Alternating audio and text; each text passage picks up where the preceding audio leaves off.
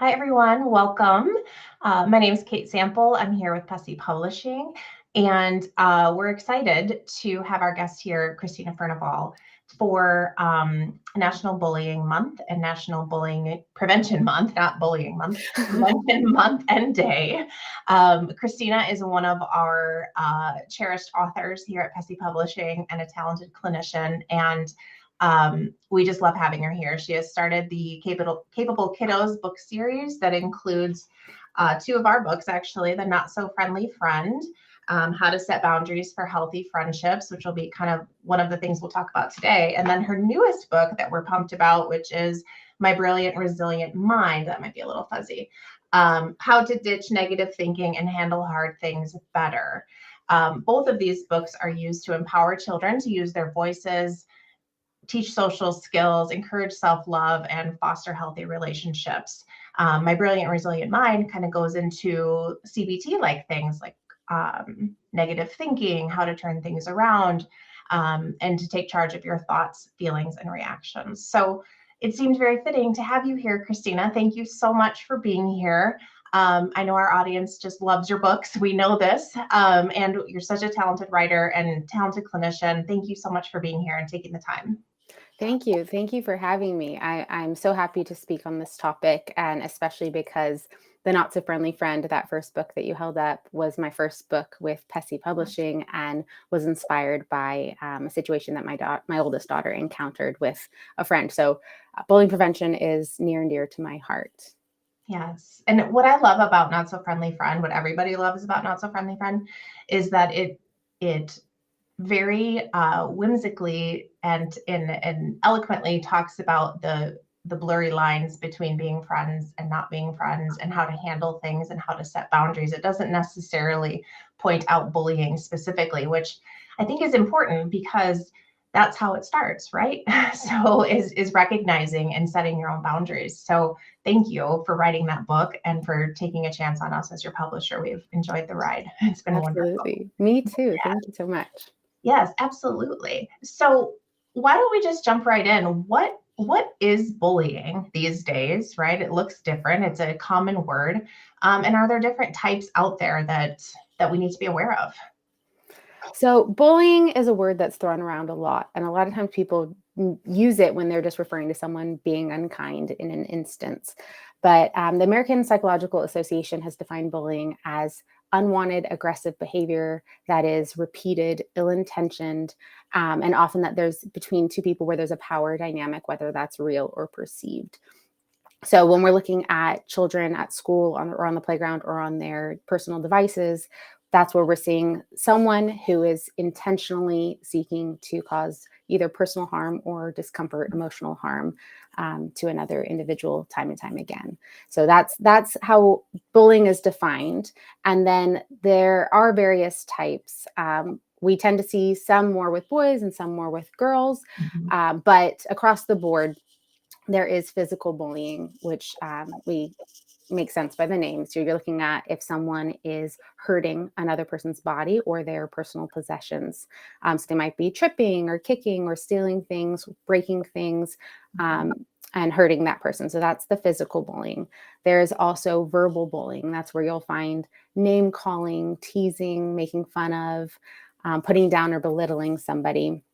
We also see relational and social bullying, and that goes more under the radar. That's harder to notice. And also when kids speak up about it, oftentimes it's taken less seriously. And that would look like exclusion, rumor spreading, and turning people against somebody, isolating a person from a group. And then in the past 20 or so years, we've seen cyberbullying. And so kids are getting behind screens, feeling like they're anonymous and feeling like they can have more freedom to attack another person in that way. And so even children who don't have their own devices or whose parents have set limits on not allowing them to have social media, sometimes those kids are still being cyberbullied through their friends' accounts and friends' devices as well. So those are the forms that we're seeing. And the research is varied on how prevalent bullying is. I've seen anywhere from 15% to 80%. And I think more common, the studies are showing about 30% of kids report having been bullied.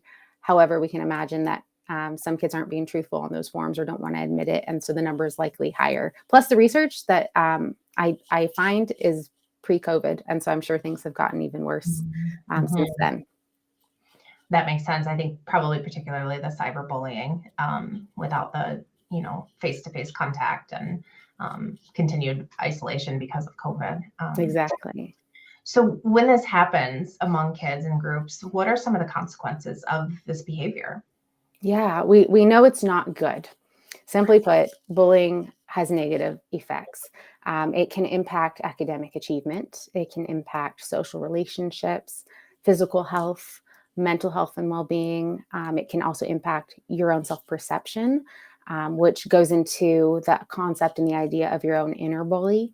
If we're hearing all these negative, whether or not they're true, things about ourselves time and time again, or experiencing things and being told it's for a certain reason by our peers or by the person bullying us, it's hard to not internalize that and then start repeating those things to ourselves. And so youth who experience bullying and don't have the tools to process it or don't have the adult support to help them through it, we're seeing more cases of depression and anxiety, as well as externalizing behaviors such as aggression or misconduct. And so the consequences are not good. And then beyond that, depression, anxiety, then we're seeing higher incidences of self-harm and suicidal ideation as well. Yeah.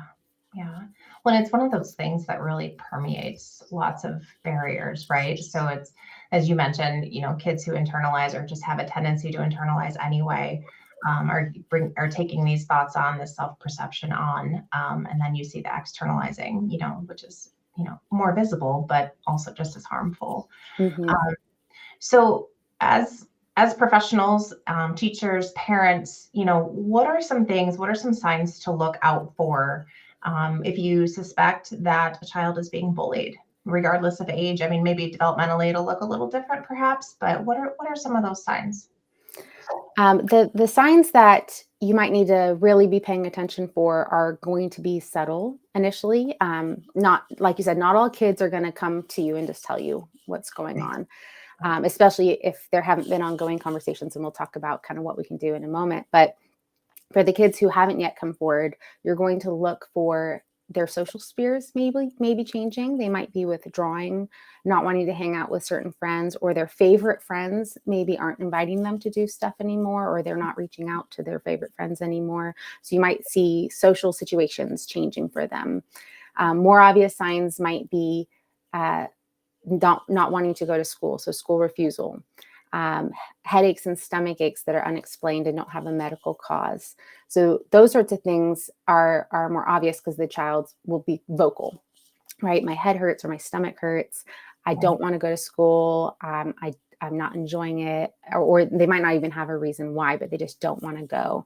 And then you might also see, if it's physical, injuries. If it's physical and their material possessions are being vandalized, you might not find their backpack or their water bottle, or you might have a child who's pretty on top of stuff and they don't tend to lose things, but all of a sudden all their stuff is going missing.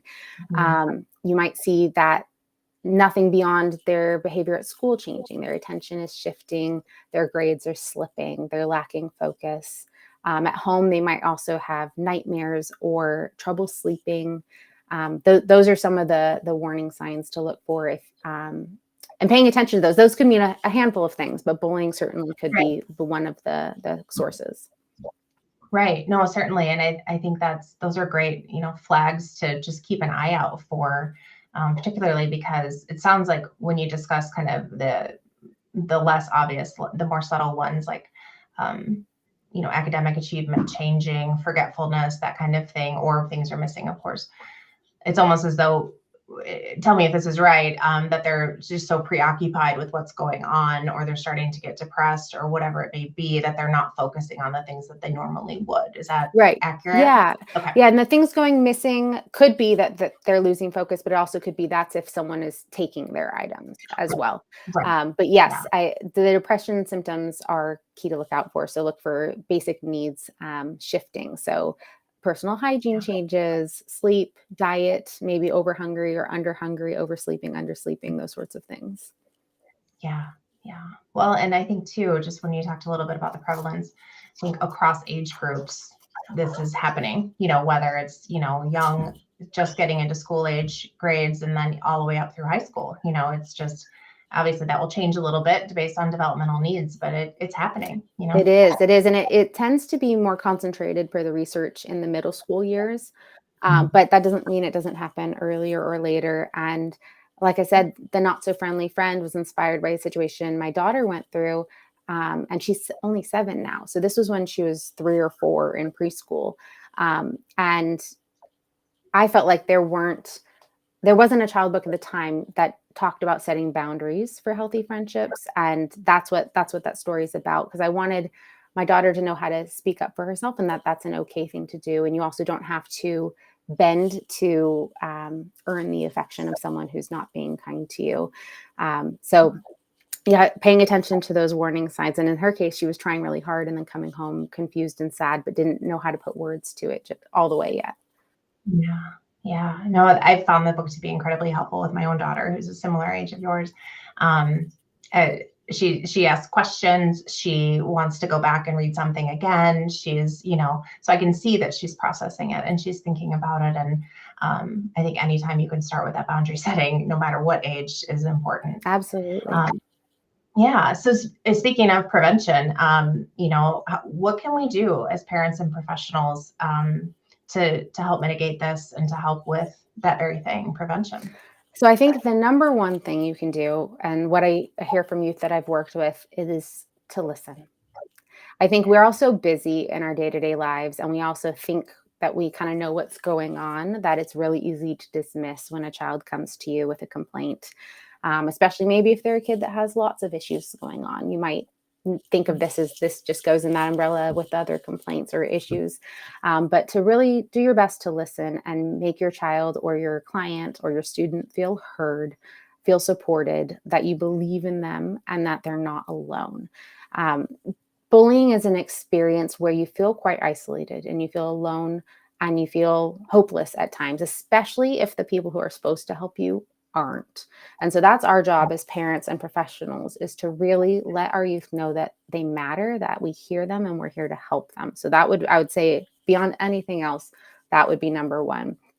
Another thing that I would recommend is, like Kate and I were just discussing with about the not so friendly friend and my brilliant resilient mind. Using these books as tools to start conversations is fabulous. The feedback we've gotten, particularly on the Not So Friendly Friend, has been that they read the story, they had good conversation, and then within a couple days, their child started telling them about someone at school that hadn't been kind to them. And it was a situation that the parent had no idea about before. I think stories are so safe. They're an indirect way to get a message across and for a child to relate to a character. And so by using these books, you're going to be able to open up the door to conversations that maybe you wouldn't think to have, or maybe your child wouldn't think to share with you about, with your clients as well. And at the back of all these books, there are conversation starters and discussion questions to enrich the conversation and keep that going. And so then along those lines, I would say ongoing and evolving conversations based on your child's age and development. As with any big conversation, it shouldn't be a one and done. It should be continuous. And so define for your kiddo, be specific. What are healthy relationships? What are unhealthy relationships? Like we talked about earlier, what is bullying? What are the consequences? I don't think kids realize the seriousness. They think, oh, I'm making fun in a moment, even if it's not bullying, even if it's just unkind and teasing, an isolated, unkind incident. I don't think they realize that actually this can have a really big impact. It can be really, really negative. And I know that you don't want to do that. I know that's not your heart. Your heart isn't to do those things. So we'll talk about the seriousness of it. I think find out what your school's policy is. Do that with your child. Go search together, find out, and then that brings in the conversation of, if something like this were to happen to you, I need you to tell me because I'm going to be here for you. We know the policy now, and we're going to go to this person and we're going to make sure that you're protected because I don't want anything bad like that to happen to you. So this ongoing conversation, the school rules and policy, letting them know you trust them, and being clear that I need you to come to me if something like this were to happen. Those are all, I would say, on the beginning end. And then let's say something has happened, then that's where Mhm. you do employ those skills. So you're going to empathize with them and validate them. You're going to support them, and then you're going to inform whoever you need to inform in the school or in the program. And then you're going to want to support them to speak up for themselves. So that's where the Not So Friendly Friend comes in. Is this book's all about Mhm. boundary setting. So finding their voice, trusting their instinct, knowing that what they feel, think, and want matter, and then how to phrase it.